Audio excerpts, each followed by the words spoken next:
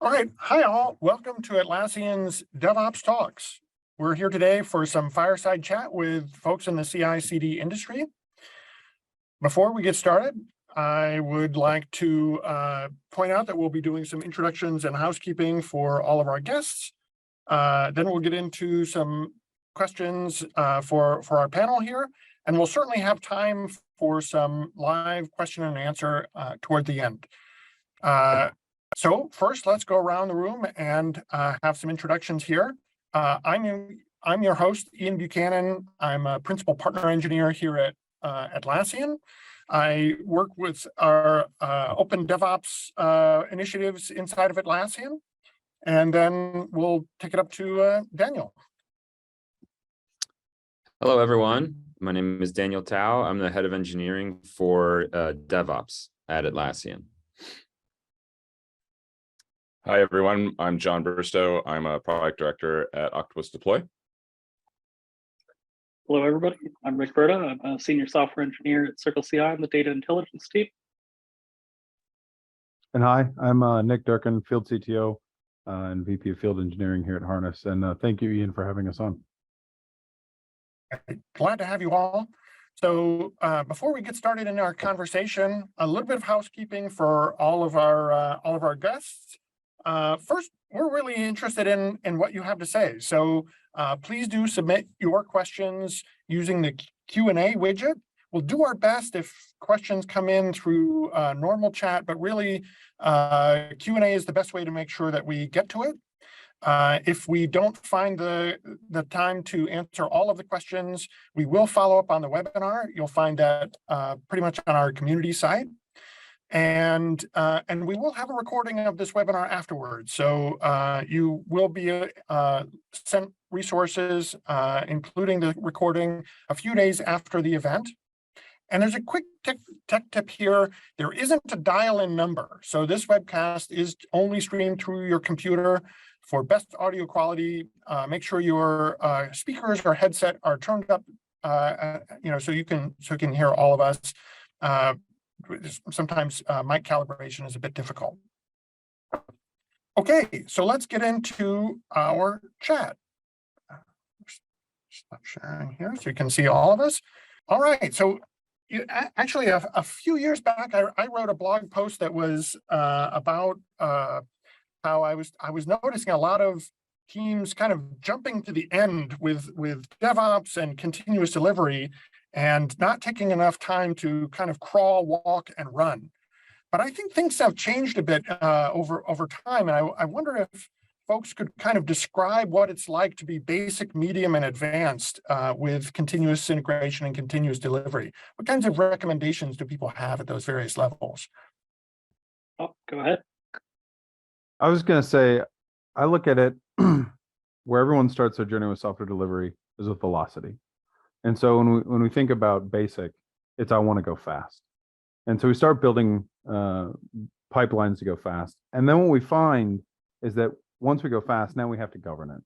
We have to build policy around it. It becomes hard. And this is where once you've actually created that velocity piece and then you've wrapped governance around it, so you make sure it's easy for people to do the right things. It's hard for them to do the wrong things. Now you've got that kind of medium pipeline. Where advanced comes into place is now where you write policy around security, around quality, and making sure that you don't get to production if you haven't done your scans. You make sure that the infrastructure is the appropriate one being used. And you write policy around it for all the different groups to now make sure that if it does make its way to production, it's made it with all the evidence required by any of the regulators or the security. So I guess in my view, that's what I look at it, right? Start with velocity, right? Then comes governance, and then ultimately, I guess even more of that on top. Yeah, I mean, there's various configurations out there, which is great. And people are going to use what makes them happy. At the end of the day, as an engineer, when I have a great pipeline that I can trust, I actually get a lot more confidence as a developer committing code. And I think that's part of the benefit of having one of those intermediate to advanced configurations that's going to give me some assurance that I'm have tests that are going to run, that I'm going to have deployments that are repeatable and robust. And I think as an engineer contributing to source code, that gives me a lot of confidence, which is one of the reasons why I think that they're really, really important. A lot of people talk about the so what question, like why And that's one of the reasons I often cite is developers will feel better contributing. And I guess I kind of wonder, Nick, since you mentioned that governance kind of kicks in after basic, Nick, I wonder if you have some thought about like how tools fit into this governance picture. Is it only process, or are integrations needed across the tool chain as well? Yeah, I think, and I'm going to actually lean on John here because I think John had a great point. So if you look at people process technology, people process tooling, at the end of the day, it's all garbage. It's confidence, right? And whether it's our people that give us that confidence, if it's that one individual who stays up Wednesday night to do our deploys, whether it's process put in place or it's the tooling, at the end of the day, we don't care, right? It should be the confidence that you have that if something gets deployed, it goes right, it's taken care of fine. If it goes wrong, it gets put back to where it was before it started without you writing code. All these things should be handled, good or bad, and you have the confidence in that. I think that's really the piece. And tooling has a place in that. People have a place in that. Process or governance has a place in that. But at the end of the day, it's actually about confidence, and I'm going to lean on what John said. So good on you for that one, John. Well, I like how you picked Wednesday. It really should be Friday that you deploy, right? If we're going to be really confident in our pipelines. True story. Rick or Daniel, do you have anything to add on the tool chain side? Yeah, I would add, I agree with Nick about confidence. I think, for me, rather than sort of these three distinct groups of basic, medium, advanced, to me, it's just sort of, you start with, most teams start with like they introduce CI and you run a bunch of unit tests, but then everything else is manual. Somebody runs some commands and eventually stuff gets deployed. And if things go wrong, people are manually checking logs and checking like system metrics, and they're logging in and they're fixing stuff. And over time, you automate more and more of that. But sort of back to your point, Ian, about, the mistake that some teams can make of going straight to like, we're going to automate everything. I think like Nick said, often you rely on certain individuals who do all this stuff. And sometimes they can say like, well, I'm just going to automate everything I do. And then what you end up with is like over a period of a week, suddenly you've got this extremely complex deployment set of scripts and stuff that only one person understands. And it's like, it's not really any better than when you just relied on that one person to run all the commands, because now if anything goes wrong, you rely on that one person to address whatever went wrong. They're the only person who understands it. So I think like with any software system, you automate more and more of it over time as you go, and as more people become confident in how the thing works, right? And the governance and the other layers that you build in over time have to sort of come gradually as the team collectively comes to understand this is how our software gets built, tested, deployed, validated, et cetera. You automate them, and over time you can have robust automation rather than trying to just like race to automate everything, and then you've just got a sort of a house of cards ready to tumble at any moment. Yeah. And I guess I kind of seeded the conversation with the take that I have on where people have struggled historically. But I wonder what folks are seeing out there in the market at large about, like the notion of anti-patterns, the things that people are doing wrong all too often. And Rick, we haven't heard from you yet. I wonder what your thoughts are there. Sure. So in terms of, what defines these things and to get into anti-patterns, I think that CICD is fundamentally, to kind of piggyback off of Daniel's point, it's the automation of your process, of your SDLC. It fundamentally can only be as good as your process is. And like Daniel said, if you rush to the end, you've got a lot of trapdoors waiting for you. One of the anti-patterns that I've definitely observed over the course of my career is late adoption. Definitely of the mind where, the earlier the better, and start simple. If you can get, some tests to reinforce some confidence and some assurance, it's a great place to start.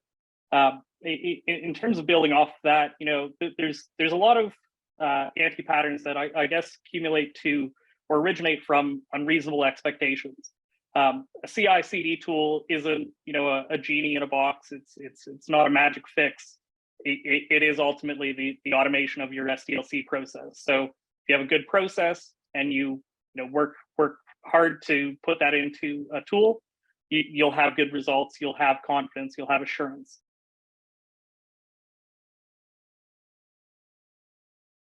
I think it's interesting. You look at anti-patterns. I think you have to look at what everyone does first. So every company here, when they want to go deliver software after they've done their build, they extend their CI tool and they use a whole bunch of open source stuff. Right? And we bolt it on, and it's this long, ugly monster full of scripts that Daniel talked about. And I think that's where people start. Everyone on the, every company that we talk to is delivering software. And they all started there. And then it's, okay, governance, quality, efficiency are the things that now we struggle with. So great, we scripted it for speed, right? But now to that point, how do I make sure people are doing it right? How do I make sure if it goes wrong, it's handled? And we still don't have, to Daniel's point, people sitting there babysitting the deployment after. Like, why are we still doing the worst part of our job, right? That should be the parts we're automating, not, automate everything's great.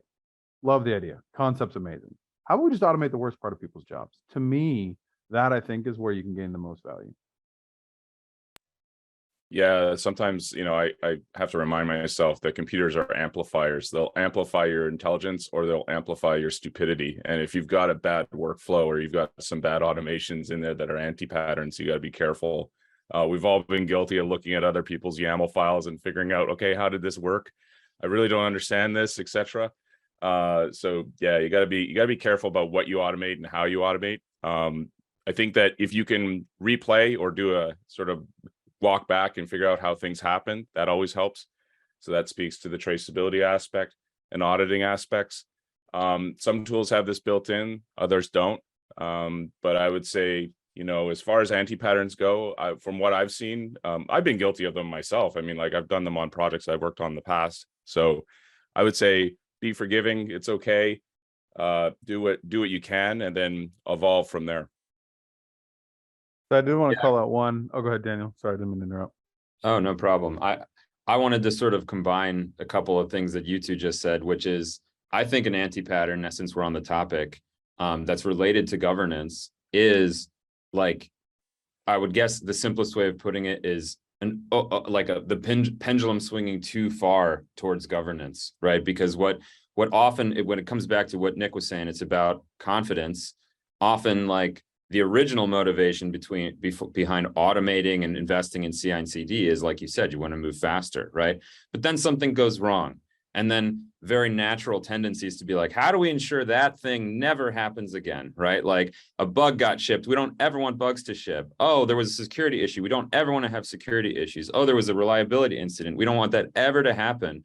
And then you pile like one thing on top of another that makes teams go slower and slower and slower. And before you know it, this thing you invested in to help your teams go faster is actually causing it to happen that like a dev writes some code and it's like a minimum 4 days before it can land in production because it has to go through all these different systems that all take, 2 hours, 4 hours, whatever. And so I think the anti-pattern there is to focus on just the one variable of risk without taking a more holistic vision of what you care about is velocity and quality, right? And it's sort of an optimization problem. It's like you don't want to just go as fast as possible without thinking about risk. You also don't just want to bring risk as close to zero as possible without thinking about velocity. So I think either one of those is an anti-pattern, and what organizations need to do, and as you sort of alluded to, John, eventually people learn this. It might just take some time for these lessons to sink in, is that you have to take both of those into consideration. And I think, mature organizations are looking at the overall throughput of their dev teams as measured by like change, team starts working on change all the way to change is in production and shipped to customers. If we had time, I wanted to cover one more anti-pattern that I think is interesting. And I loved, honestly, risk is the best way to put it. So Daniel, I think you couldn't put it any better. That's that boundary that we're always pushing. But one of the ones that I see, which is interesting, is I look at applications like airplanes. We've got A380s, we've got these massive planes that take massive crew, and like to fly these things is a miracle. You got little Cessnas. And what's interesting to me is that we see so many companies, they've got 5,000 planes applications, and they have 5,500 different runways to get that plane in the air. And to me, that bewilders me, right? If we're doing this logically, look, we're going to have a few runways. We're going to have some for larger planes. We're going to have some that we can move small planes, but we don't need 5,500 planes for 5,000 apps, right? You can get away with 26 or 28, right? Most of our customers are sitting in about that range when you actually start templatizing and reusing things, like being dry, like don't repeat yourself. And again, might not be entirely automation, but genuinely just quit repeating yourself. I think that is one of the biggest anti-patterns that we see, is that people grow these things and they scale the numbers of pipelines just as many as they have applications. I don't know if the other team's seen any of this at all, but that's one that we see. I think I'd like to pick up on that idea of like that you said about the number of runways, because it may not be obvious if you read Golden Oldie, like the book on continuous delivery, that is really talking about in the context of just one at a time. But maybe we could start to apply some real world experience here, and just kind of like bring things back into what are things really like on the ground. And one of the things where I think people are really curious is about feature flags. It seems to be in the last few years they've really ticked up in popularity. There somebody wants to talk about what it really means to work with feature flags? Well, I can speak about my own experience within Atlassian, sort of seeing teams move towards feature flags. And I think, again, it's sort of about a gradual progression towards, the most, let's say the current state of the art. I'm sure 10 years from now, there will be a whole new thing, right? But right now, a lot of teams started with, we get to some sort of, automated deployment system. And then when things go wrong, sometimes, the first thing a dev does when there's like we just shipped a bug is try to fix the bug, right? And so they get in there and they're trying to like change the code and find the bug really fast and deploy the change as quickly as they can. And it's very stressful and it's not really good for anybody. And then over time, teams sort of realize like, okay, look, the most responsible thing to do is to roll back, right? Roll back to a known good state, which of course that itself is predicated on your changes had better be reversible, right? They better be backwards compatible. And so teams have to sort of learn that thing.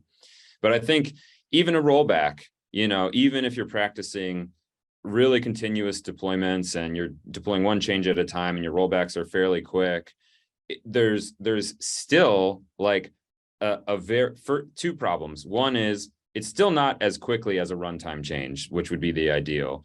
And two, it's not necessarily, it's like a sledgehammer, right? It's like, okay, there's a problem, so we're going to undo all the changes that we just shipped. And so I think feature flags were an evolution of developers sort of encountering that problem over and over again and saying like, you know what I really want? I really want like effectively an if statement that I can just like, I can sort of, it's like a railroad track where I can just sort of like flip a switch and now the train goes this way. And so I think feature flags sort of started to catch on and are now very, like you said, Ian, they're very widely used and very popular. For that reason, it's like it allows teams to be much more rapid in responding to a problem and much more surgical. And it's, I think that was sort of, at least for the teams I've managed at Atlassian, that was the initial motivation of like turning something off if something goes wrong. But of course, then there's all these other uses of feature flags, which have nothing to do with responding to problems. They're all about, oh, what if we have some new functionality and we actually just want to share it with a subset of people, like certain customers who've opted in or customers who meet certain criteria.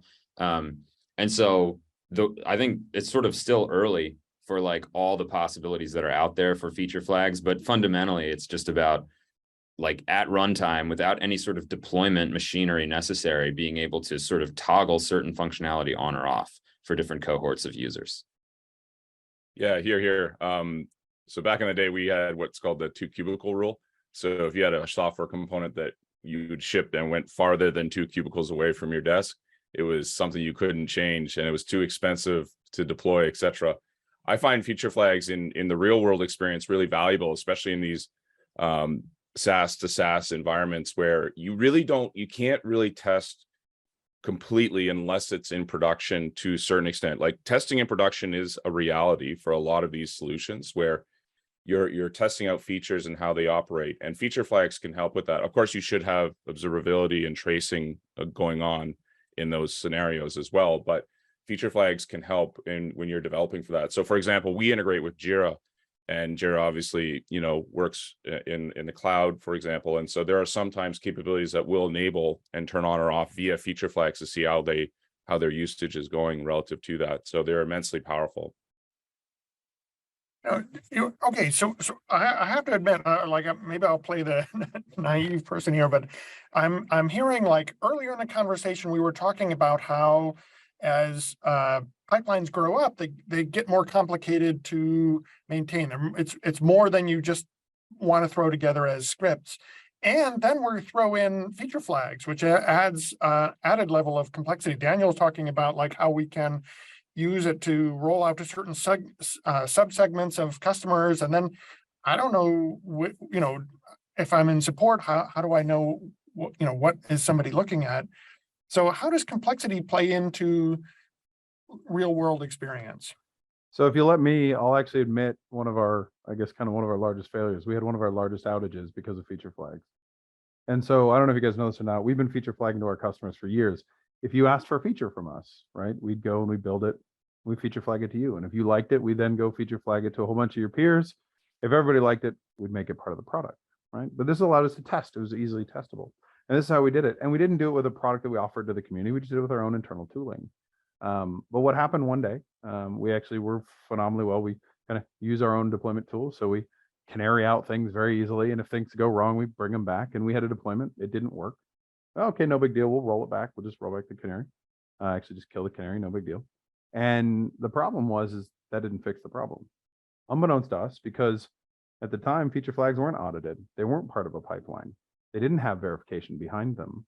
And so we didn't know someone flipped a flag at the same time we're doing a deployment. So rolling back that deployment did nothing. And we took our largest downtime, genuinely. Between that and what happened at Knight Capital, where they flipped a feature flag, held 18% of the NASDAQ and went bankrupt in a day because of a bad feature flag, we said, okay, how about we add that governance, that security, that verification to it? And so now with our offering with feature flags, we want to make sure that you do it in the same meaningful way. And you also know the response. If this works, I want to take it up to 10% more of the people. I want to increase it. Why are we waiting here for it? How do we know that it's good? You ask most people, hey, how did your feature flag go? How do you verify that? And they'll say, oh, well, we asked the customer.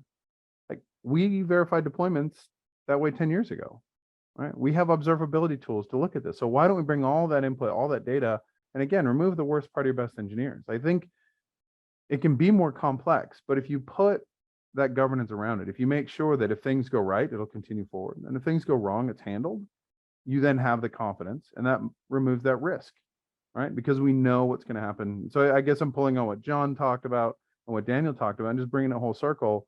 That's how you get to true, feature flagging, where it actually becomes valuable and it doesn't add complexity.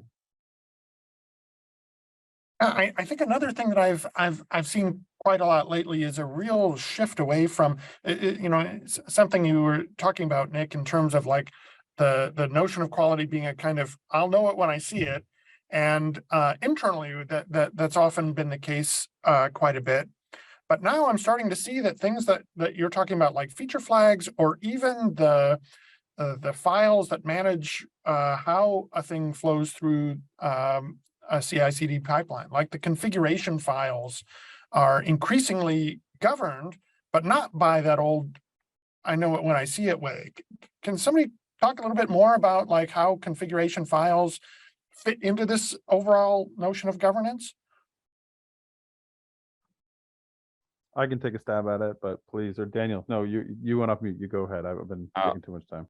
I'll give it a whirl. I don't know if I'll answer Ian's question, but I mean, absolutely, configuration files are, I don't know of any better alternative to a mechanism for governance on these things. And that's because, we were talking about anti-patterns earlier. What Nick brought up of, it's funny because they were, for a little bit, a new frontier for a lot of teams. It was a new tool they started using. And a lot of teams had, like, invested so much, and, like, changes have to go through this suite of tests, and they have to be peer reviewed, and they have to sort of be scanned by our security tools, blah, blah, blah. And what is this about? This is about protecting customers from changes, right, to our systems running in production. And then feature flags come along, and it's like, a dev can just flip a feature flag, you know, whenever they want, no auditing, no accountability. And so, you know, to me, that's a very understandable anti-pattern that some teams stumble into initially, but then they quickly learn like, oh, wait, these are changes, right? These are changes to production systems that do need to be, you know, whether it's reviewed by a peer or we need some process basically for it, not just being like a dev is gonna flip a thing at 8 p.m. because they just remembered they were supposed to do it earlier that day. So they just do it and cause an incident, right? But configuration files to me are basically a way of taking all of this investment that the industry has already put into, you know, code review, change review. Like every major cloud SCM provider has some form of pull request, or they might call it something different, but it's a way of for one developer to say, I'm going to make a change to our software, and for some of their team members to review it, right? And sort of give them feedback on it and approve it when they're convinced that it's good to go, and builds run against it and tests and scans and so forth. And so anytime you have an opportunity to pull something like, I'll call it X as code, right? Configuration as code, security as code, anything like that, you're leveraging all of that investment that's already been made into the change review process. And so I think it's sort of like in the same way feature flags sort of could be this sort of like unsafe tool that creeps into your team's set of tools. Configuration files to define your entire CI/CD pipeline are the best way to kind of mitigate that and ensure that you're applying the same rigor to the way that your pipelines are defined and changes are made to them as you are to your software itself that you're deploying. So I think, you know, to me, that's where configuration files enter the picture, but I'm not sure if that was exactly what you were asking. I think that's a great answer. But you know, like but also Atlassian has Bitbucket, and so we care a lot about like, yeah, you should manage your files there. But from the opposite perspective, Rick, CircleCI has long used configuration files also, and it's not because you have a place where you want files to go. How did you also come to this conclusion? I mean, I assume you kind of concluded the same thing that Daniel did as CircleCI. Can you talk a bit about how you think about configuration files? Absolutely. So to kind of jump onto one of Nick's previous responses involving planes and Daniel's recent response, we see an increasing level of complexity in software. And you know, you could take a really mathematical approach and say that we're talking about graphs upon graphs of complexity and like multi-dimensional graphs of complexity. You know, so some side effects of this are you know, a lot of projects now rely on open source dependencies. Significant number of companies are deploying their platforms as, you know, thousands of microservices to, you know, save planes in the air.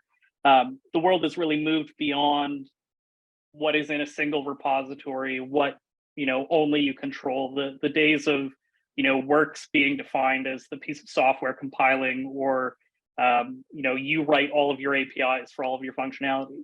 That doesn't really exist anymore. I guess maybe in the most secure environments it does, but for most of us, you know, dealing in the business world, it's not. Configuration files are a way to describe that, to describe your automation, to describe your SDLC in a reliable way that you gain confidence from it. To again leverage Daniel's answer, you know, there's a lot of X as code, infrastructure as code, security as code. Governance seems to be, you know, a pretty exciting trend that's very popular now. And to put it all together, again, configuration files ultimately allow you to describe that. You want a reproducible, rigorous way to say, I want to go from where I am to the point where my customers are using my product, or they're using some aspect of my product. I think we're going to continue to see more and more complexity into this, and configuration files, infrastructure as code, security as code, describable and repeatable definitions that you can share across the organization in a way that you can track is going to be, you know, a growing piece of our industry. Just as, you know, traceability, observability will be as well. Sorry, I hope I answered your question.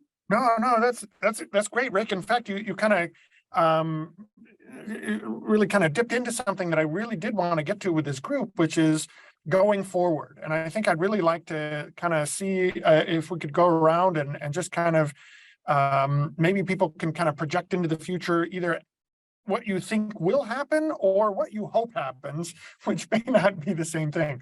But Rick, you were just saying that you think this complexity will increase. What do you hope or think that tools can do to help mitigate some of that? So I think one of the biggest things that we'll see, and this is complex in itself, is the road to provenance. So supply chain security, being able to identify every aspect of your supply chain and being able to verify to your consumers that every part of that is good. We've seen a lot of examples in the last few years. Some of them have been pretty notable of supply chain security incidents. I think the biggest one that I can remember is SolarSpot or the one that's related to SolarWinds. This is pretty scary for all of us in this industry. It's scary for consumers of our products. So I definitely think that we'll see that, and by that I mean provenance. Really investing into that is going to be a complex effort. We're going to have to put in that upfront work to get that working and reliable. Ideally, there will be an infrastructure as code solution to something like that, and then we have a single configuration file that just magically takes care of all of our concerns. But I think we're a little bit of ways away from that.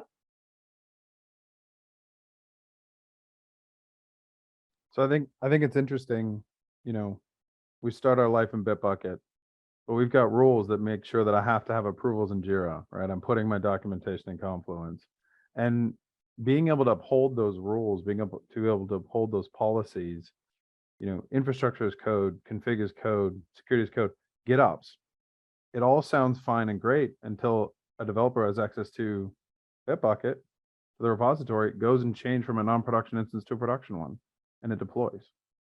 So having that without governance, having that without rules, actually causes a massive risk. And if you look at any of the governed industries, this is one of their biggest problems, and traditionally even with their open source competitors. So a lot of folks have tried that open source world, and then they realize a developer can go and change a non-production URL to a production URL, and now I've broken my regulatory.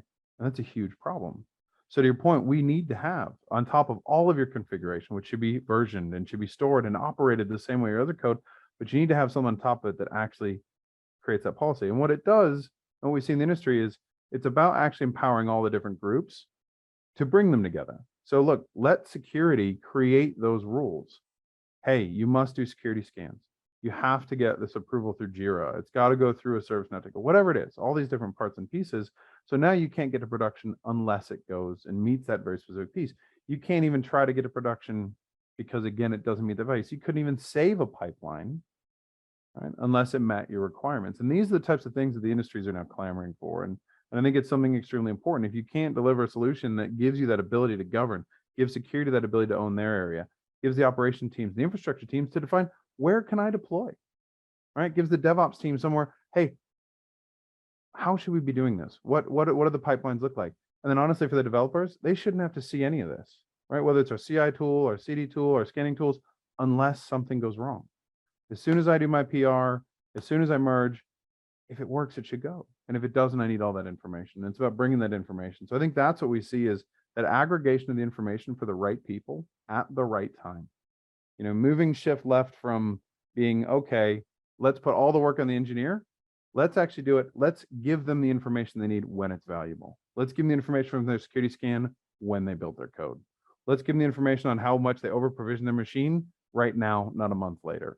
And it's about shifting the information left, not the work. Anyhow, that's what I see in the future, but. Yeah, here. Just jumping on what Rick and Nick were saying, humans still have to be involved. We can't automate everything, and we need some form of intervention at times, and we need to bring everyone in as part of the process. I think dependency management is a tough problem. I don't know how we're going to solve that. Supply chain attacks, etc. This is a very difficult challenge, and I don't know if computer science we're going to computer science our way out of this problem. So I think we have to put a lot of thinking into this. As far as the future is concerned, I see, evolution of pipelines in particular. I know it's a bit of a technical topic, but I've been keeping an eye on what the folks at Dagger are doing. I'm liking, those are the folks from Docker, creating this notion of portable pipelines, etc. So I think the future, being able to take your pipeline, lift it, and move it elsewhere is a powerful notion. So that's something that I'm keeping an eye on. Config as code, for example, or anything as code, those are definitely things that I think a lot of folks want. So as far as the future is concerned, I think that's something that is definitely going to come to fruition for a lot of folks. I'll add my own 2 cents. This is a perfect recipe for embarrassing myself, but I'm going to attempt to go even a little farther into the future, which is almost a guarantee that I'll be wrong. But 2 of the things we've already touched on are, governance and config as code. I think the reason I've sort of already spoken to some of the reasons I think config or X as code is so valuable. It's because it leverages all of this investment that's already gone into changes that are made to code. But of course, you talk about any non-developer about X as code, and they're like, okay, then you're basically making it inaccessible to anyone who's not a coder, right? And I think there needs to be, there's so many areas where people are recognizing the need for the kinds of capabilities that already exist for source control management, like, auditability, access control, approvals, peer review, those kinds of things, automated checks, and having policies around all of those things. But like, it doesn't necessarily have to be, you're looking at a text editor, you're making a change, you're using Git commands to commit those changes. Like, I think there needs to be sort of a new experience layer on top of basically config as code that will eventually be built, that will eventually allow other disciplines, other crafts, other than just software engineers to benefit from all of that sort of mature functionality that's already been built for software engineers. That's one thing I believe the future holds potentially. The other thing with governance, I agree with everything that's been said about the importance of it and the fact that there's a lot of excitement behind, governance right now. But I would repeat the point I made towards the beginning of this conversation, that I think there's so much excitement around it, and it's very easy to look at the things that can go wrong and want to prevent those things from going wrong. But I think where a lot of investment right now is going into, like, here's how you can make sure, your software supply chain is secure and won't get hacked, and, this bad thing won't happen and that bad thing won't happen. I think there will be also eventually, as the tooling sort of piles up and becomes this really heavy burden on teams that are trying to build stuff and ship stuff, there will be a more of a holistic sort of view to starting to emerge. That's like, how are you preventing bad things from happening, but how are you, consistently delivering, and you've mitigated all these risks, but you're also sort of boosting your team's productivity wherever possible. I think I'm sort of saying in maybe a different way what you were talking about, Nick, with like giving people the right information at the right time and automating the difficult parts, right? But yeah, I think I see there's a lot of new tools being introduced every day that are sort of like, enforce all of these policies, every policy you can imagine, like force your people to do X, Y, or Z. And like, there's definitely a need for that, but there's also, you can sort of see where it might lead, right? And so I do predict sort of a correction to that in the longer term. Yeah, and it sounds a little bit like a shift from known unknowns to unknown unknowns, like that we can't anticipate all the things.